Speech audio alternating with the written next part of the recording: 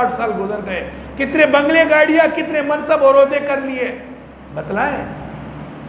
کاروبار کرنا منع نہیں ہے، تجارت کرنا منع نہیں ہے، رسول اللہ کی سنت کی خلاف ورزی کرنا منع ہے۔ صحابہ کرام رضی اللہ تعالیٰ عنہ کے نقش قدم سے ہٹنا یہ تباہی اور بربادی کے اسباب ہے۔ جس آنکھ میں، چاہے مرد کا ہو چاہے عورت کا ہو، جس آنکھ میں حیا نہیں ہے، اس شخص کا اسلام اندھا ہے۔ جس شخص کے کان میں حق سننے کی طاقت نہیں ہے، وہ اس شخص کا اسلام بہرا ہے۔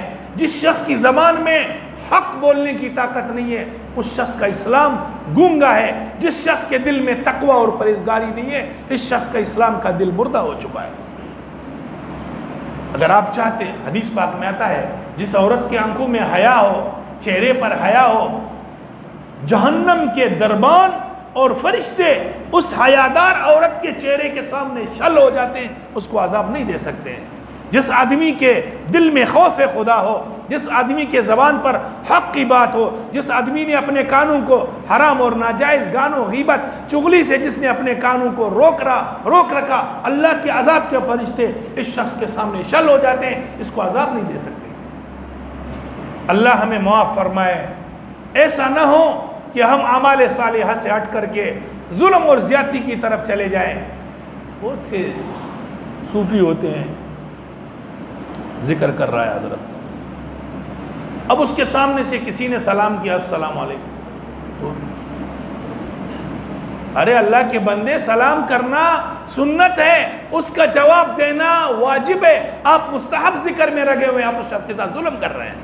اس نے آپ کو سلام کیا، آپ سلام کا جواب دیں اس کو۔ بزرگ جا رہا ہے، صوفی صاحب، کسی نے اس کو سلام کر دیا، السلام علیکم، یہ ظلم ہے، یہ اس شخص کے ساتھ زیادتی ہے۔ اس نے آپ کو سلام کیا، آپ نے کہنا ہے وعلیکم السلام ورحمۃ اللہ۔ آپ کا مزدور ہے، اس نے آپ کی نوکری کی ہے، آپ کے پاس وقت پورا ہو چکا، آپ کہہ رہے کل آ جائیں، کل آتے ہیں، آپ غائب ہو جاتے ہیں، یہ اس کے ساتھ ظلم ہے۔ کسی کا آپ پر قرضہ ہے، آپ نے وقت کے مطابق اس کو نہیں دیا، رب کعبہ کی قسم ہے آپ کے حج اور عمرے آپ کو نہیں بچا سکتی ہے، آپ وقت پر دے دیں اس کو اس کی چیز۔ حدیث پاک میں آتا ہے مطل الغنی ظلم، بخاری اور مسلم کی روایت ہے۔ کسی کو بلا وجہ پریشان کرنا، کسی کو اپنے دوسروں کے پیسوں سے اپنا کاروبار کرنا، کہاں کا انصاف، یہ ظلم ہے۔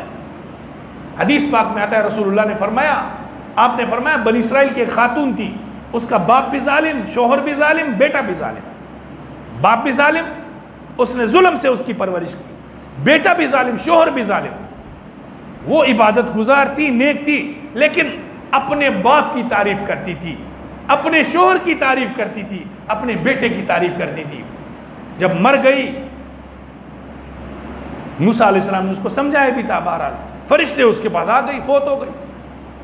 اب فرشتوں نے کہا تو بڑی عبادت گزار تھی، نیک تو تھی، لیکن تو نے ظالم کی طرفداری کی تھی، تو اپنے باپ، بیٹے اور شوہر کی تعریف کرتی تھی، اب تیرے کو کوڑے لگیں گے۔ اس نے بڑی منت سماجت کی، میں نے نمازیں پڑھی، میں نے روزے رکھے، میں نے زکاتیں دی، میں نے حج کیا۔ موسیٰ علیہ السلام کو اللہ نے بتلا دیا وحی کے ذریعے کہ اب اس کو سزا ہوگی۔ تو موسیٰ علیہ السلام نے اللہ سے سفارش کی، یا اللہ اس عورت کی حق میں میری سفارش قبول فرما اور اس کے حق میں تخفیف فرما عذاب میں۔ تو فرشتوں کو اللہ نے حکم فرمایا کہ موسیٰ علیہ السلام نے اس کی سفارش کی ہے، اس لیے عذاب میں تخفیف کر لو، صرف ایک کوڑا اس کو لگاؤ۔ تو فرشتوں نے اس عورت کو بولا آپ کو ایک کوڑا لگے گا۔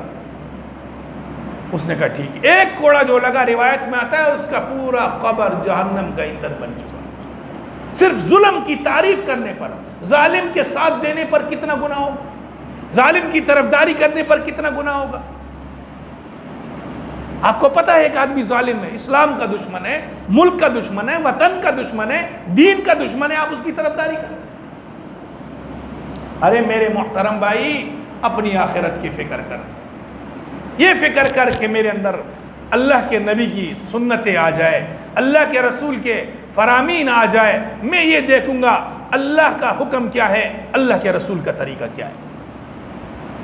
اگر آپ نے اپنے ایمان کو پختہ کرنا ہے، قرآن سے آپ نے ایمان لیا ہے، رسول اللہ کی سنت کے مطابق یہ پختہ ہوگا، صحابہ کرام کے نقش قدم پر چلنے کی وجہ سے یہ پختہ ہوگا، ورنہ تو قرآن کی حدیث پاک بخاری مسلم میں الظلم ظلمات یوم القیامہ، ہم نے ظلم اس کو بنا لیا کہ بس کسی نے کسی کو چماٹ لگا لیا ہے ظلم. ارے کسی کی زمین دبا لینا ظلم ہے، کسی کے حق دبا لینا ظلم ہے، کسی کی عزت اچالنا ظلم ہے، کسی کو بے عزتی سے دیکھنا، اس کو بے عزت کرنا، رسوا کرنا، یہ ظلم ہے. اور حدیث پاک میں فرمایا میرے آقا نے الظلم ظلمات یوم القیامہ، ظلم قیامت کے دن اندھیری تاریکیوں کی صورت میں ہوگا. تاریکیاں ہوں گی، تاریکیاں. بھائی ظالم کیا کرتا ہے؟ ظالم کی مثال آگ کی ہے، یہ بات سمجھنا. ظالم کی مثال آگ کی ہے. کسی جنگل میں آپ آگ لگائیں، آگ پہلے کیا کرتا ہے؟ تمام لکڑیوں کو جلائے گا، سب چیزوں کو جلائے گا. جب سب چیزیں راکھ ہو جائے گی خود ختم ہو جائے گا، پھر آگ خود پھر آگ بجھ جاتی ہے. ظالم کی مثال یہ ہے، دوسروں کو بے عزت کرتا ہے، دوسروں کو رسوا کرتا ہے، دوسروں کے حقوق تباہ کرتا ہے. پھر اللہ پاک اس کی باری لگاتا ہے، پھر خود بھی ذلیل ہوتا ہے، خود بھی خوار ہوتا ہے. اس لیے ظلم سے اپنے آپ کو بچائیں، اللہ اور اللہ کے رسول کا طریقہ اختیار کریں. فمن زحزح عن النار